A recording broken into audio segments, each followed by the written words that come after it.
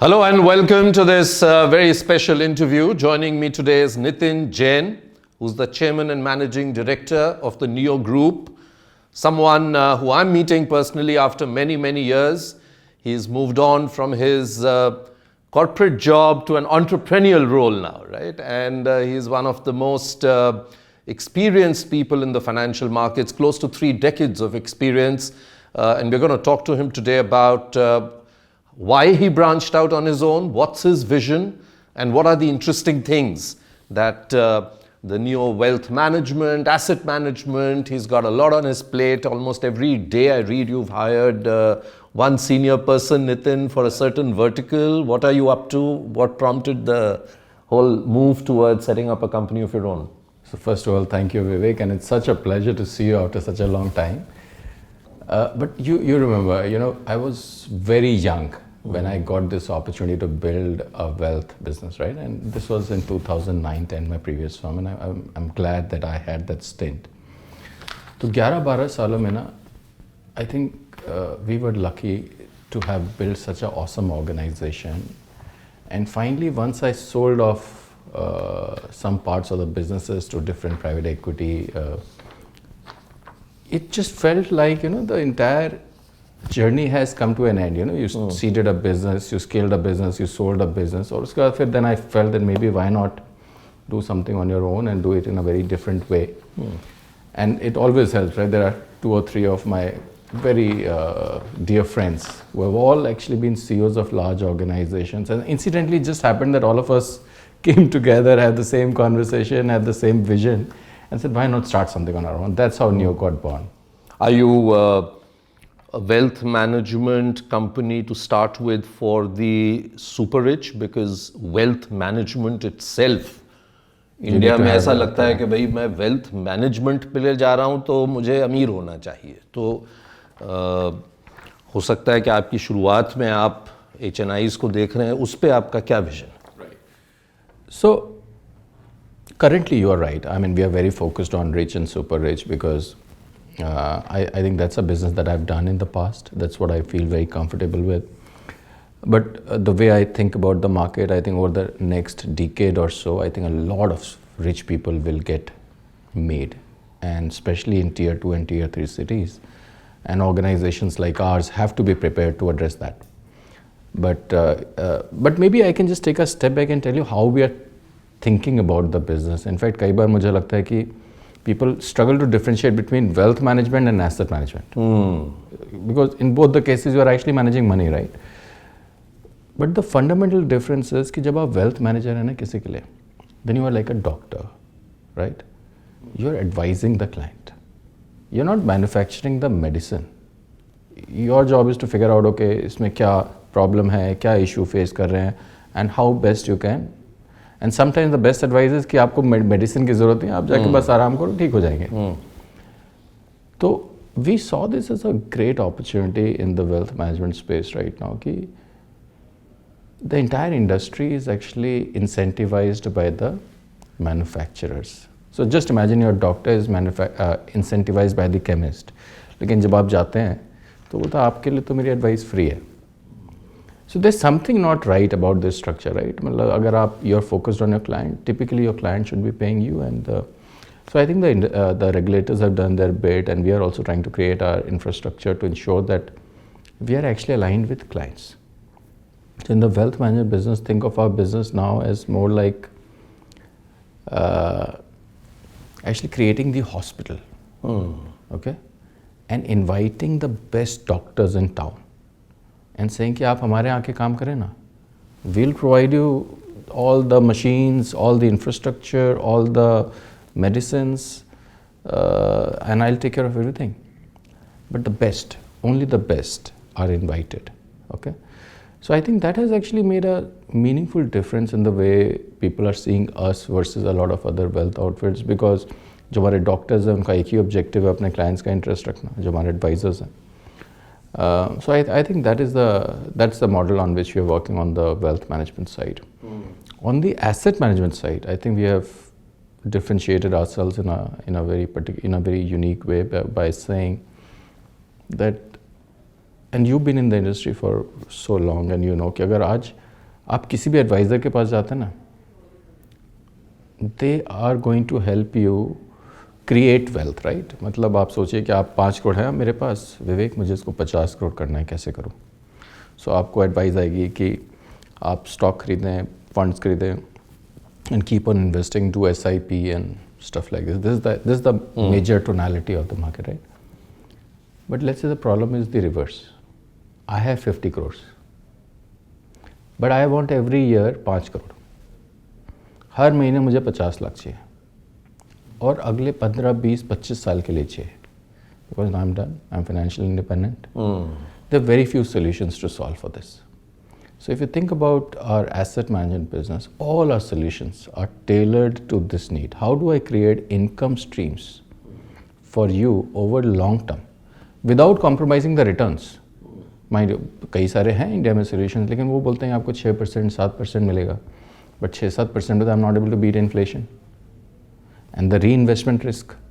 So we are solving for both the reinvestment risk as well as the yield, and creating a long-term income solution. So wealth, you understood, like we are talking about alignment with clients, and on the asset management, we are trying to solve for income for clients. Do you believe on the wealth side that Indians will sooner than later learn to start paying for advice? सबसे बड़ी तकलीफ यही तो है कि आप किसी को बोलें अच्छे प्लानर के पास जाइए तो लोग भाग जाते हैं. वो सोचते हैं कि पता नहीं क्या बड़ी फ़ी ले लेंगे या फ़ी मैं दूं, और हम सोचते हैं हमें सब पता है और वहीं मार खा जाते हैं. एक्चुअली बहुत ही इंटरेस्टिंग क्वेश्चन है, और इस पे ना मेरे बहुत I would say evolving thoughts हैं. I don't think I have a very strong hypothesis, क्योंकि मेरा एक्सपीरियंस बहुत मिक्स्ड रहा है. I have now met a lot of clients in my life who are very comfortable paying fees. They actually don't struggle. In fact, the kind of clients that we talk about, think about it, they are buying 50 lakh की घड़ी, 1 करोड़ की घड़ी, तो उनके लिए ना 20 लाख, 25 लाख, 30 लाख रुपए fees देना इतना मुश्किल बात है नहीं. Then the question is why are they struggling to pay fees? तो मेरा जो अभी मानना है वो ये है कि मुझे लगता है एडवाइज़र को भी वैल्यू ऐड करनी चाहिए. और अगर आप बोलेंगे कि मेरी आपसे बहुत अच्छी रिलेशनशिप है, मैं आपके पैसे मैनेज करूंगा, आप मुझे पैसे दें उसके, तो कोई देने को तैयार नहीं है. सिर्फ दोस्ती का मैं आपको पैसे नहीं दे सकता. What is the tangible value that you are creating for me? For that you need to have the infrastructure, you need to have the technology, you need to have the rigour, you need to have 24 hour support. And I think a lot of advisors who work independently, they are brilliant people. But currently, maybe they are lacking the infrastructure and the continuous education that you need to be at level with your client. So in a strange way, we are trying to solve for this as well, right? By creating that infrastructure कि आप अगर काबिल हैं, आप आए हमारे साथ बैठें. We will provide you the entire infrastructure so that you are able to actually service these clients. मतलब जो अस्पताल है वो केवल आप बम्बई या दिल्ली में नहीं बना रहे हैं, टियर 2, टियर 3 में भी बना रहे हैं, हर जगह बनाना चाहते हैं, क्योंकि वहीं पे तो expansion and bring the world's best facilities to that hospital. आप बहुत अच्छे डॉक्टर भी हैं ना, लेकिन अगर आपके पास इंफ्रास्ट्रक्चर ही अच्छा नहीं है, तो एक तो आपका परसेप्शन भी वैसा होगा. अगर आप एक छोटी सी दुकान पे बैठे हुए हैं, आप चाहे कितने भी काबिल हैं, लोग आपको देखेंगे, उनको लगेगा कि यार should I not? But when you sit in Apollo, you feel different, you look different, that different kind of clients come to you. And you have access to the world's best technology. And don't forget, you're talking to the best doctors in town, right? So you're trying to create an ecosystem in which these people can learn, evolve, and have access to the best in the world. Let's talk about the asset management part. And you said you're trying to solve for these two problems. You seem to have a very strong focus on infrastructure. Is that the reason why you picked infrastructure? Again, long term. Earlier people used to in fact not want to come and invest thinking it's too long term. लेकिन उसके बारे में बताइए कि आप infrastructure पे ही focused अपना रखेंगे कि कोई और भी? पहले इंफ्रास्ट्रक्चर पे कुछ बताइए कि क्या चेंजेस आए हैं उसमें. सरकार जो है ये वाली 10 साल से बेहतरीन काम कर रही है इंफ्रास्ट्रक्चर पे, खासकर रोड्स ले लीजिए, क्लीन एनर्जी ले लीजिए, सोलर प्लांट्स एक्सेट्रा. तो क्या इसने आपको भी प्रेरित किया इस चीज़ ने कि भाई क्योंकि यहाँ डेवलपमेंट अब हो रही है, क्योंकि जो जनता है वो तो यही कहती रहती है, यहाँ पे पॉट होल है, ये सड़क टूट गई है। बट एक बात, किसी से भी बात करें, और मैं ये पॉलिटिकल ओपिनियन नहीं है, किसी से भी बात करें सब कहते हैं कि सड़कें बहुत अच्छी हो गई, इंप्रूव हुई है। शहर की बात नहीं कर रहा, कनेक्टिविटी की बात। Actually, I am surprised that you have actually you have hit on a very deep insight, and I will talk about it. But first, why infrastructure, right? और इनफैक्ट आप और मैं तो मार्केट में इतने सालों से, अगर आपको याद हो 2010 में 15 तक, अगर आपने किसी भी इंफ्रास्ट्रक्चर फंड में इन्वेस्ट किया ना, तो जनरली आपने पैसे नहीं बनाए या बहुत कम पैसे बनाए। बिल्कुल। तो उस कॉन्टेक्स्ट में getting into infrastructure in such a big way, why? So there are 2-3 things. One, even though we call ourselves an infrastructure fund, we are very different. Meaning what?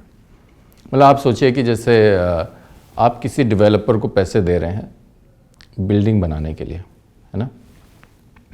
Classic जो रियल एस्टेट इन्वेस्टिंग के लोग बात करते हैं ना, वो ये होती है कि आप फ्रॉम मार्केट्स पर्सपेक्टिव कि आपने या तो कंपनी का शेयर खरीदा या कंपनी में डायरेक्ट पैसे दे दिया और वो अब कंपनी बिल्डिंग्स बनाएगी और बेचेगी, है ना।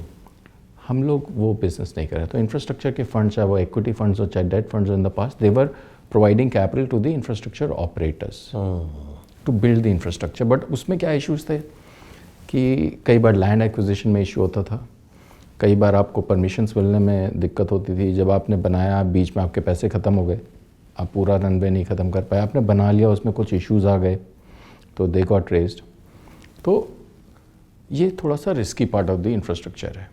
And from our perspective, because we are trying to solve for long term yield, we are not trying to create serious wealth through this solution, right. तो हम बोलते हैं कि आप बना लें, आप रोड बना लो।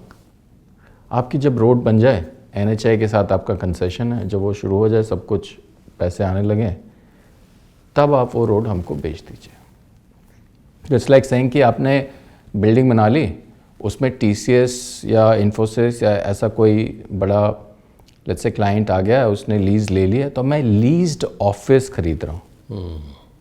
आई am not getting into even a office which is unleased. पहले आप अच्छे लेसी को ले आइए, फिर वो उसका पैसा आना शुरू हो जाए, तब आप मुझे बेचिए। तो हमारे केस में लेसी कौन है जो लीज दे रहा है, जो हमको पैसे दे रहा है, रेंट दे रहा है? NHAI, सरकार। तो अब इससे ज़्यादा आप क्या सेफ एसेट क्रिएट कर सकते हैं? बिल्कुल, है ना। लेकिन आप सोचिए 15 साल का, 20 साल का, और आपकी इफेक्टिव यील्ड इस पर 10.5 से लेके 11, सवा 11 तक के बीच में ग्रॉस यील्ड आती है एट अ प्रोजेक्ट लेवल। अब ये भी रिटर्न्स बहुत एक्साइटिंग नहीं है। आप सोचिए 11%, ठीक है, मतलब it's good return, it's not great returns, but the good part is it's like अगर आपको TCS 11% दे रहा है 15 साल के लिए, कोई बड़ी कंपनी आपको 11% दे रही है 15-20 साल के लिए, तो आप बैंक के साथ जाके एक LRD कर सकते हैं, है ना। बैंक को आपको पैसा दे देगा 8-8.5% पे, वैसे ही हमको पैसे मिल जाते हैं। तो हम we will go to a large bank, private bank, and we will borrow money at 8.5, 2:1। तो अब 100 करोड़ आपके लगे हैं, 200 करोड़ बैंक का लगा हुआ है। बैंक का जो पैसा है वो 8.25, 8.5 पे, आपका जो पैसा लगा हुआ है वो आपको 11 मिल रहा है। तो आपका जो रिटर्न ऑन इक्विटी है ना, वो 15-16 हो गया। Not just imagine, you are getting a 15% locked in yield for 15 years. ना तो अभी आपको इन्फ्लेशन के लिए चिंता करनी है, बिकॉज 7% होगा, 8 होगा, 9 होगा। ना आपको री इन्वेस्टमेंट के लिए चिंता करनी है, बिकॉज कई बार क्या होता है कि यू आर ऑलवेज वरीड कि मैंने 2 साल के लिए तो आपको 12-13% मिल जाता है, बट जब वो पैसा आ गया उस वक्त इंटरेस्ट रेट नीचे आ गए, अब मैं कहाँ डालूँ उसको? अब आप उसका क्या करेंगे? Actually it's a risk that a lot of people don't intuitively think about, but it's a big risk, especially when people are thinking about retirement, thinking about becoming financially independent. You need predictability. It's like कि 1 तारीख को ना मेरे account में इतना पैसा आना चाहिए। और जैसे आपने कहा कि अब मेरे इतना कॉर्पस मेरा बन गया, और अधिकतर लोग यही गलती कर बैठते हैं कि मेरे 50 करोड़ बन गया, अब और नया कहाँ डालूं? करेक्ट। वैसे ज़रूरत उतनी है कि महीने में मेरे को इतना आ जाए, मैं अपनी लाइफ जिस तरह से जी रहा था और उससे भी अच्छी चीज़। हाँ, बिकॉज आपका तो 15% बन रहा है ना, मैं 10% नहीं बना रहा हूँ, 15% बना रहा हूँ। एंड द थिंग इज़ कि हर किसी के पास ना 10 करोड़, 20 करोड़, 25 करोड़ एक्स्ट्रा होते हैं। आप उससे बनाइए ना, अपनी वेल्थ क्रिएट करिए, उसमें अलग सोल्यूशंस है, where are best doctors, best advisers will come and tell you कि आप इसके साथ इन्वेस्ट करें, उसके साथ इन्वेस्ट करें, but you need to be safe and secure and know very well. It's like income, मतलब जैसे आपकी सैलरी आती है ना, 30 तारीख को इतना पैसा मेरे को आना चाहिए. So we are trying to create those products कि आपको पता होना चाहिए कि 30 तारीख को ना मेरे को इतना पैसा तो मेरे बैंक में आएगा. What kind of a life you can live. इसके बारे में ज़्यादा लोग जानते नहीं हैं. तो जो Actually, छोटे इनकम के लोग हैं, आपने कहा जिसके हाई नेटवर्थ है, वहाँ से आप अभी शुरू कर रहे हैं, अंडरस्टैंडेबल है, आफ्टर ऑल आपको भी अपने बिजनेस को.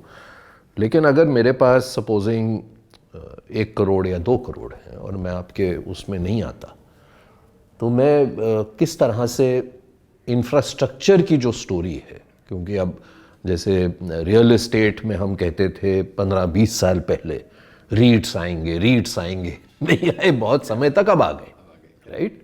और अब तो टैक्स में भी फाइनेंस मिनिस्टर ने इसे एक्नॉलेज किया है कि इसे एक लिस्टेड एंटिटी माना जाएगा बजाय इसके कि आप फिजिकल. वेरी प्रोग्रेसिव स्टेप है ना.